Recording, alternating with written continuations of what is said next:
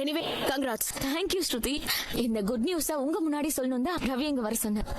Okay Ravi, அப்ப நம்ம கிளம்பலாம். நான் கேப்ல தான் வந்தேன். ரிட்டர்ன் உங்க பைக்ல தான் போகணும். டைம் ஆயிடுச்சு, வாங்க போலாம். நீது போலாம். அட பாவமே, உங்களுக்கு ஒரே பொண்ணு தானே? அச்சச்சோ, எனக்கு என்ன சொல்றதுன்னே தெரியல. பெரியவங்க இருக்கும்போது பிள்ளைங்க ஆயுசு முடியறதெல்லாம் பெரிய கொடுமைங்க. மனசு தேடிக்கோங்க. நீங்க அங்க போய் பாத்தீங்களாமா?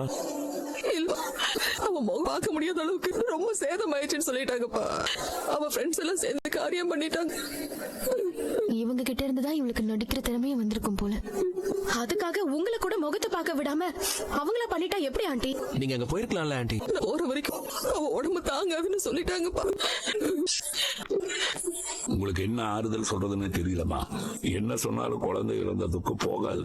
நீங்க தான் காலம்பர நேரத்துல இவன் வேற யூஸ்லெஸ். சரி, நான் ஆபீஸ் கிளம்புறேன். இதுங்க பண்ற கூத்தெல்லாம் பாத்தியா ரோஹிணி? இந்த வீட்டை மடமாவே மாத்திட்டாங்க. அவனே அவங்க அம்மா முழுகிட்டு வந்து நிக்கிறான். என்ன ராசியோ தெரியல, தரித்திரம் பிடிச்சவன். ஆண்டி என்ன ஆண்டி, சின்ன பையன் பாவம். இதுங்களுக்கு பாவம் பார்க்க கூடாதுமா. இதுக்கு ஒரு முடிவு கட்டியே ஆகணும்.